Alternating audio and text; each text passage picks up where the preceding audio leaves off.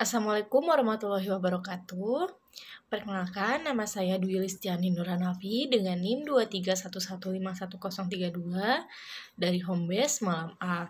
Di sini saya akan menganalisis mengenai laporan keuangan untuk mengukur kinerja keuangan perusahaan telekomunikasi PT Smartfren Telekom pada tahun 2017 hingga 2018. Sebelum memasuki materi laporan, saya akan menjelaskan dulu mengenai apa itu laporan keuangan, yang dimana nantinya hal ini akan mencangkup laporan-laporan yang telah dianalisis. Nah, pada poin pertama ini, apa sih itu laporan keuangan? Jadi, laporan keuangan ini merupakan dokumen yang menyajikan informasi tentang kinerja keuangan sebuah entitas ekonomi dalam periode waktu tertentu. Terserah itu gimana perusahaannya, bisa dalam 1 bulan, 1 tahun, atau 1 kuartal, yaitu 90 hari, dan lain-lain. Nah, laporan keuangan ini dipergunakan oleh pihak-pihak yang berkepentingan sebagai bahan pertimbangan dalam pengambilan keputusan-keputusan ekonomi yang memuat informasi mengenai keuangan seperti jumlah aktiva, jumlah kewajiban, jumlah modal, jumlah pendapatan, jumlah biaya, dan arus kas. Informasi yang bersifat keuangan diambil dari ringkasan transaksi yang terjadi di dalam sebuah perusahaan, yang dimana laporan keuangan disusun berdasarkan prinsip akuntansi yang berlaku untuk menggambarkan secara akurat posisi keuangan, kinerja operasional, dan arus kas dari entitas perusahaan ini. Bagi pemilik modal atau entitas atau ekuitas, laporan keuangan berfungsi untuk mengevaluasi kinerja manajer perusahaan selama dalam satu periode. Dengan adanya laporan keuangan ini, manajer perusahaan akan bekerja semaksimal mungkin agar kinerjanya dinilai baik.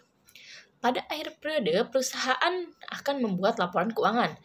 Akhir periode bisa tiap bulan, tiap akhir tahun, seperti yang saya ucapkan tadi. Atau akhir kuartal. Laporan keuangan untuk disampaikan kepada pihak luar perusahaan umumnya dibuat setiap bulan. Nah, untuk laporan keuangan itu biasa yang disampaikan kepada pihak luar perusahaan umumnya dibuat pada 1 tahun sekali atau tiap akhir tahun. Dan pihak luar perusahaan ini dibagi menjadi 6, seperti yang ada di sini ya, bisa dilihat. Yang pertama itu investor, yang kedua karyawan, yang ketiga pemberi pinjaman, yang keempat pemasok dan kreditor, yang kelima pelanggan, dan yang keenam pemerintah serta masyarakat. Untuk laporan keuangan sendiri itu dibagi menjadi 3 bagian. Nah, bisa dilihat di sini ya. Yang pertama itu ada laporan neraca. Laporan neraca adalah dokumen yang menampilkan gambaran tentang keadaan keuangan suatu perusahaan pada waktu tertentu, biasanya akhir tahun. Laporan neraca merupakan bagian dari laporan keuangan yang memberikan informasi yang mencakup aset. Nah, di dalam aset ini ada properti, uang tunai, dan piutang. Terus kewajiban, yang dimana di dalamnya itu ada hutang, kewajiban, jangka panjang, dan lain-lain. Dan yang ketiga itu ekuitas pemilik atau modal sendiri gitu. Nah, untuk yang kedua yaitu laporan laba rugi, yaitu dokumen yang menunjukkan pendapatan dan biaya dari operasi sebuah perusahaan selama periode waktu tertentu. Laporan laba rugi merupakan bagian dari laporan keuangan yang membantu untuk mengevaluasi kinerja keuangan perusahaan dalam menghasilkan laba atau rugi dari kegiatan operasionalnya yang menyangkut pendapatan, biaya operasional. Nah, dalam biaya operasional ini ada biaya penjualan, administrasi, dan lain-lain. Lalu ada laba kotor, laba operasional, serta laba bersih. Dan yang terakhir, yang ketiga, laporan arus kas, yaitu dokumen yang menggambarkan aliran masuk dan keluarnya uang tunai dari sebuah perusahaan selama waktu periode tertentu. Nah, laporan ini tuh merupakan bagian dari laporan keuangan yang memberikan informasi tentang sumber dan penggunaan uang tunai perusahaan, seperti aktivitas operasional, investasi, dan pendanaan. Nah, untuk metode yang diambil dalam menganalisis laporan keuangan ini yaitu ada 2 jenis metode. Yang pertama yaitu kuantitatif deskriptif untuk mengetahui kinerja perusahaan telekomunikasi PT Smartfren. Nah, metode ini dilakukan di Bursa Efek Indonesia di Fakultas Ekonomi dan Bisnis sebagai penyedia data penelitian tersebut. Nah, untuk metode pengumpulan data yang digunakan untuk penelitian ini adalah dokumentasi, yaitu teknik pengumpulan data dengan melakukan dokumentasi. Dan yang kedua yaitu metode analisis yang digunakan dalam penelitian ini, yaitu analisis deskriptif, yang merupakan metode pengumpulan data dengan cara mengumpulkan, menyajikan, serta menganalisis data sehingga diperoleh gambaran yang cukup jelas tentang masalah yang dihadapi. Kemudian ditarik suatu kesimpulan sesuai dengan keadaan yang sebenarnya. Nah, dalam teknik analisis ini, yang digunakan dalam penelitian ini adalah metode kuantitatif, yaitu analisis yang menggunakan angka dalam analisis rasio untuk membandingkan kinerja keuangan suatu perusahaan dengan jenis yang sejenis. Teknik analisis yang digunakan dalam penelitian ini menganalisis rasio keuangan yang terdiri dari 4 rasio. Yang pertama yaitu rasio likuiditas yang meliputi 2 poin. Poin pertama yaitu current ratio, yang mana aktiva lancar dibagi hutang lancar dikali 100%.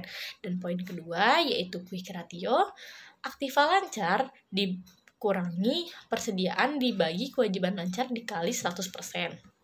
Dan yang kedua, rasio solvabilitas yang meliputi debt to asset, yang mana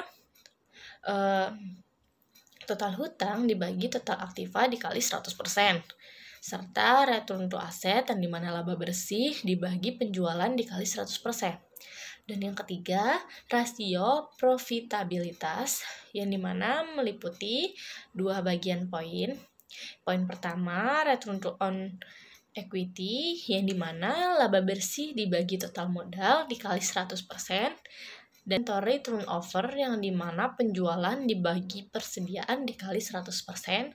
Dan yang terakhir yaitu rasio aktivitas yang meliputi satu bagian mengenai TATO atau total asset turnover, yang dimana penjualan dibagi total aset dikali 100%. Nah, di sini nih bisa kita lihat ya, kita sudah menemukan rumusnya, dan lanjut ke analisis laporan. Nah, melalui rasio likuiditas dapat diketahui laporan keuangan PT Smartfren Telekom, karena rasio likuiditas itu adalah rasio yang bertujuan untuk mengetahui kemampuan perusahaan dalam membayar kewajiban jangka pendek. Yang di sini ada tabel, ada 2 tabel ya. Yang atas itu ada tabel current ratio, dan yang bawahnya itu quick ratio. Yang dimana tabel pertama ini menunjukkan bahwa pada tahun 2017 perusahaan memiliki perputaran aset sebanyak 0,400 kali dari total kewajiban lancar, sehingga rupiah 1 kewajiban lancar dijaminkan oleh rupiah 0,400 aset lancar. Sedangkan pada tahun 2018 perusahaan memiliki perputaran aset sebanyak 0,254 kali dari total kewajiban lancar, atau dengan kata lain bahwa setiap rupiah 1 kewajiban lancar dijamin oleh rupiah 0,254 aset lancar. Sedangkan di tabel kedua ini, di quick ratio ini yang meliputi aset lancar, persediaan, kewajiban lancar, dan perputaran ini menunjukkan bahwa pada tahun 2017 perusahaan memiliki aset lancar sebanyak 0,341 kali dari total kewajiban lancar, atau dengan kata lain bahwa setiap rupiah 1 kewajiban lancar dijaminkan oleh rupiah 0,341 aset lancar. Sedangkan pada tahun 2018 perusahaan memiliki aset lancar sebanyak 0,232 kali dari total kewajiban lancar, atau dengan kata lain bahwa setiap rupiah 1 kewajiban lancar dijamin oleh rupiah 0,232 aset lancar. Nah, selanjutnya kita masuk ke rasio solvabilitas. Di sini juga ada dua tabel ya. Nah, apa sih rasio solvabilitas ini? Rasio solvabilitas adalah rasio untuk mengetahui kemampuan perusahaan dalam membayar kewajiban jika perusahaan tersebut dilikuidasi. Rasio ini meliputi debt to asset rasio, yang dimana debt to asset rasio ini ada di tabel atas ya, tabel pertama. Ini menunjukkan bahwa pada tahun 2017, aset perusahaan sebanyak 0,616 atau 61,6% di oleh biaya oleh hutang, dan sisanya 38,4% dibiayai oleh aset perusahaan. Sedangkan pada tahun 2018, aset perusahaan sebanyak 0,735 atau 75,5% dibiayai oleh hutang, dan sisanya 26,5% dibiayai oleh aset perusahaan. Nah, untuk tabel yang kedua ini yang bawahnya menunjukkan bahwa pada tahun 2017 setiap rupiah 1 total aset turut berkontribusi menciptakan rupiah 0,045 laba bersih, sedangkan bahwa pada tahun 2018 setiap rupiah 1 total aset turut berkontribusi menciptakan rupiah 0,028 laba bersih. Bisa dilihat ya. Untuk selanjutnya ada rasio profitabilitas, yang mana rasio profitabilitas adalah rasio yang bertujuan untuk mengetahui kemampuan perusahaan dalam menghasilkan laba. Rasio ini bisa dilihat di dua tabel ini ya. Nah, untuk yang tabel pertama ini menunjukkan bahwa pada tahun 2017, setiap rupiah 1 ekuitas turut berkontribusi menciptakan rupiah 0,121 laba bersih, sedangkan bahwa pada tahun 2018 setiap rupiah 1 total ekuitas turut berkontribusi menciptakan rupiah 0,109 laba bersih. Dan untuk tabel kedua ini meliputi penjualan, persediaan, dan perputaran. Nah, di sini nih menunjukkan bahwa pada tahun 2017 kemampuan dana yang tertanam dalam persediaan berputar dalam satu periode tertentu. Setiap rupiah 1 persediaan mampu menghasilkan penjualan bersih sebesar rupiah 0,012. Sedangkan pada tahun 2018 kemampuan dana yang tertanam dalam persediaan berputar dalam satu periode tertentu. Setiap rupiah 1 persediaan mampu menghasilkan penjualan bersih sebesar rupiah 0,022. Dan yang terakhir kita akan masuk pada rasio aktivitas. Rasio aktivitas ini adalah rasio yang menggambarkan aktivitas yang dilakukan perusahaan dalam menjalankan operasionalnya.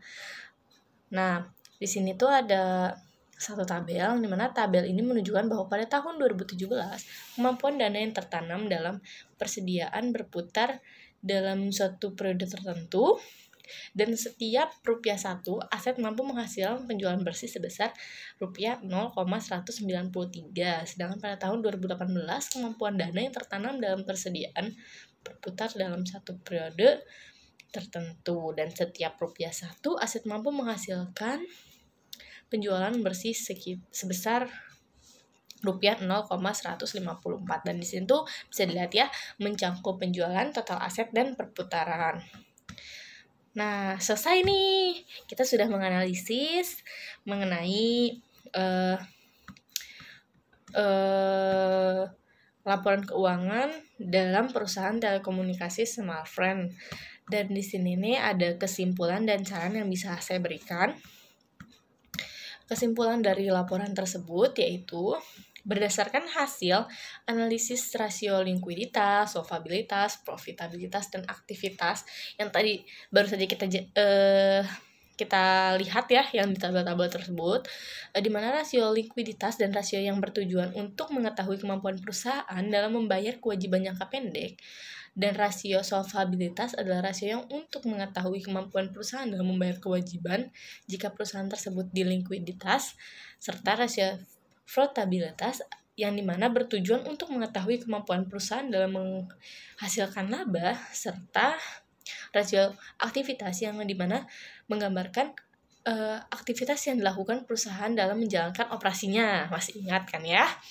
Nah, maka dapat disimpulkan bahwa kinerja perusahaan Smartfren Telkom ini belumlah berjalan dengan baik, karena bisa dilihat melalui hasil analisis yang memperlihatkan bahwa ketidakstabilan kinerja keuangan perusahaan dihasilkan antara tahun 2017 dan tahun 2018 nih masih terbilang belum stabil. Dan yang terakhir, saran dari saya ya berdasarkan dari hasil yang tadi, maka perusahaan telekomunikasi sebaiknya meningkatkan kinerja perusahaan dengan mengurangi jumlah hutang dan meningkatkan arus kas operasi. Masih ingat kan apa yang dinamakan sebagai arus kas? Nah, jika perusahaan lebih meningkatkan hal tersebut dan berusaha memperbaiki masalah-masalah tersebut, maka pasti di tahun-tahun selanjutnya kinerja akan semakin meningkat. Mungkin cukup sekian yang bisa saya sampaikan. Karena keterbatasan wawasan yang saya miliki, mohon maaf apabila saya memiliki kesalahan maupun hal-hal yang tidak benar. Saya akhiri. Cukup sekian dan terima kasih. Wassalamualaikum warahmatullahi wabarakatuh.